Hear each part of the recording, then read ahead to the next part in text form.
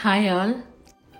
ನಾನು ಮತ್ತು ನನ್ನ ಹಸ್ಬೆಂಡು ನನ್ನ ಮಗಳನ್ನ ಕರ್ಕೊಂಡು ಆಟ ಆಡ್ಸೋದಕ್ಕೆ ಅಂತ ಹೋಗ್ತಾ ಇದ್ದೀವಿ. ವೀಕೆಂಡ್ ಆದ ಕಾರಣ ಅವಳು ಸ್ವಲ್ಪ ನಮ್ಮ ಜೊತೆಗೆ ಟೈಮ್ ಸ್ಪೆಂಡ್ ಮಾಡ್ದಂಗೆ ಆಗುತ್ತೆ. ಹಾಗೆಯೇ ಒಂದು ಹಾಫ್ ಆನ್ ಅವರು ಸ್ನೋವಲ್ಲಿ ಆಟ ಆಡ್ದಂಗೂ ಆಗುತ್ತೆ. ಹೊರಗಡೆ ತುಂಬ ಚಳಿ ಇರೋದ್ರಿಂದ ಅವಳ ಫುಲ್ ಕವರ್ ಮಾಡಿಕೊಂಡು ಹಾಗೆ ಅವಳ ಮೂಗಿಗೆಲ್ಲ ಮಾಸ್ಕ್ ಎಲ್ಲ ಹಾಕ್ಕೊಂಡು ಹೋಗ್ತಾ ಇದ್ದೀವಿ. ಮೂಗೊಂದು ಸಿಕ್ಕಾಪಟ್ಟೆ ಉರಿಯಾಗಿ ಹೋಗುತ್ತೆ ಸ್ನೋವಲ್ಲಿ. ಮೂಗೊಂದು ಕವರ್ ಮಾಡ್ಕೊಂಡ್ಬಿಟ್ರೆ ಆಲ್ಮೋಸ್ಟ್ ಎಲ್ಲ ಒಂದು ಅರ್ಧ ಗಂಟೆ ಆಟ ಆಡ್ಕೊಂಡು ಬರ್ಬೋದು.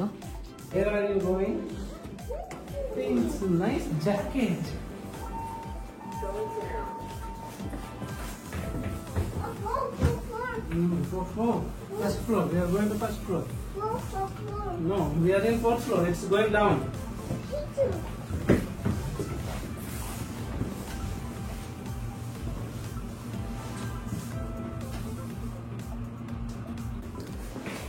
ನನ್ನ ಪ್ರಕಾರ ಯಾವುದು ಬ್ಯಾಡ್ ವೆದರ್ ಅಂತ ಇರೋದಿಲ್ಲ, ಇನ್ಅಪ್ರೋಪ್ರಿಯೇಟ್ ಕ್ಲೋತಿಂಗ್ ಅಂತ ಮಾತ್ರ ಇರೋದು. ನಾವು ವಿಂಟರ್ ಟೈಮಲ್ಲಿ ನೀಟಾಗಿ ಯಾವುದು ವಾರ್ಮ್ ಆಗಿರೋ ಕ್ಲೋತನ್ನು ಹಾಕೊಂಡ್ಬಿಟ್ರೆ ಹೊರಗಡೆ ಟೈಮ್ ಸ್ಪೆಂಡ್ ಮಾಡೋದು ಅಷ್ಟೇನು ಕಷ್ಟ ಅಂತ ಅನಿಸೋದಿಲ್ಲ. ನನ್ನ ಮಗಳು ವಾರದಲ್ಲಿ 3 ದಿನ ಪ್ರೀ ಸ್ಕೂಲ್ಗೆ ಹೋಗೋ ಕಾರಣ ನಾವು ಉಳಿದ ದಿನ ಅವಳನ್ನ ಹೊರಗಡೆ ಕರ್ಕೊಂಡು ಹೋಗೋ ಅವಶ್ಯಕತೆ ಇರುತ್ತೆ. -15ಕಿಂತ ಕಡಿಮೆ ಆದರೆ ವೆದರು ಮಾತ್ರ ಅವಳು ಪ್ರೀ ಸ್ಕೂಲಲ್ಲಿ ಹೊರಗಡೆ ಕರ್ಕೊಂಡು ಹೋಗೋದಿಲ್ಲ, ಇಲ್ಲಾಂದರೆ ಡೈಲಿ ಹೊರಗಡೆ ಕರ್ಕೊಂಡು ಹೋಗ್ತಾರೆ. ಡೈಲಿ ಒಂದು ಅರ್ಧ ಗಂಟೆನಾದರೂ ಮಕ್ಕಳನ್ನ ಮನೆಯಿಂದ ಹೊರಗಡೆ ಕರ್ಕೊಂಡು ಹೋಗೋದು ತುಂಬಾ ಇಂಪಾರ್ಟೆಂಟ್ ಆಗಿರುತ್ತೆ ಅವ್ರ ಬೆಳವಣಿಗೆಗೆ. ಮಕ್ಕಳು ಹೊರಗಡೆ ಆಟ ಆಡೋದ್ರಿಂದ ನೇಚರ್ ಜೊತೆಗೆ ಅವರು ಕನೆಕ್ಟ್ ಆಗ್ತಾರೆ. ಹಾಗೆ ಅವರ ಬ್ರೈನ್ ಡೆವಲಪ್ಮೆಂಟ್ ಆಗಿರ್ಬೋದು, ಮೆಂಟಲ್ ಹೆಲ್ತ್ ಆಗಿರ್ಬೋದು, ಹಾಗೆಯೇ ಅವರ ಕಾನ್ಸಂಟ್ರೇಷನ್ ಆಗಿರ್ಬೋದು, ಇದು ಇಂಪ್ರೂವ್ ಆಗುತ್ತೆ. ಸ್ವಲ್ಪ ವಿಶಾಲವಾದ ಜಾಗದಲ್ಲಿ ಆಡೋದ್ರಿಂದ ಫಿಟ್ಟಾಗಿ ಹಾಗೆ ಹೆಲ್ದಿಯಾಗಿ ಕೂಡ ಇರ್ತಾರೆ.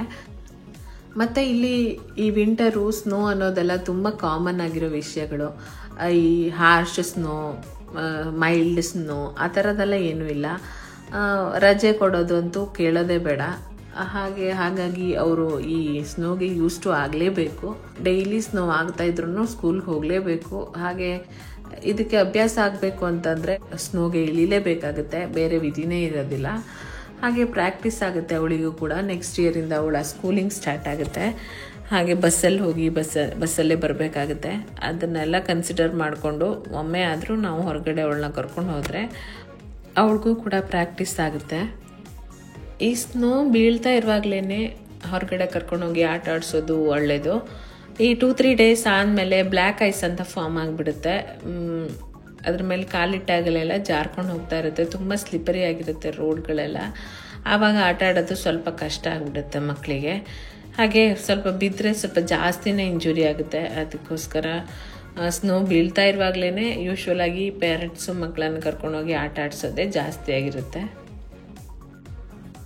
ಈ ಸ್ನೋ ಟೈಮ್ ಆ್ಯಕ್ಟಿವಿಟೀಸ್ ಅಂತ ತುಂಬಾ ನಡೀತಾ ಇರುತ್ತೆ ಇಲ್ಲಿ. ಈ ಸ್ಲೆಡಿಂಗ್ ಆಗಿರ್ಬೋದು, ಸ್ಕೇಟಿಂಗ್ ಆಗಿರ್ಬೋದು, ತುಂಬಾ ಆ್ಯಕ್ಟಿವಿಟೀಸ್ ಮಾಡಿಸ್ತಾ ಇರ್ತಾರೆ ಮಕ್ಕಳ ಹತ್ರ. ಸ್ನೋ ಬೀಳ್ತಾ ಇರುವಾಗ ಏನೋ ಧೂಳು ಬಿದ್ದಂಗೆ ಅನ್ನಿಸ್ತಾ ಇರುತ್ತೆ. ಆದರೆ ಒಂದು ಅರ್ಧ-ಮುಕ್ಕಾಲು ಗಂಟೆಲೆಲ್ಲ ಇಡೀ ರೋಡೆಲ್ಲ ಕವರ್ ಆಗಿಬಿಡುತ್ತೆ. ಇದಾಗಿತ್ತು ನನ್ನ ಮಗಳ ಜೊತೆಗಿನ ಪುಟ್ಟ ವಿಡಿಯೋ. ನಿಮಗೆಲ್ಲ ಇದು ಇಷ್ಟ ಆಯಿತು ಅಂತ ಅಂದ್ಕೋತೀನಿ. ಮುಂದಿನ ವಿಡಿಯೋದಲ್ಲಿ ಮತ್ತೆ ಸಿಗ್ತೀನಿ. ಅಲ್ಲಿ ತನಕ ಟೇಕ್ ಕೇರ್ ಆ್ಯಂಡ್ ಬಾಯ್.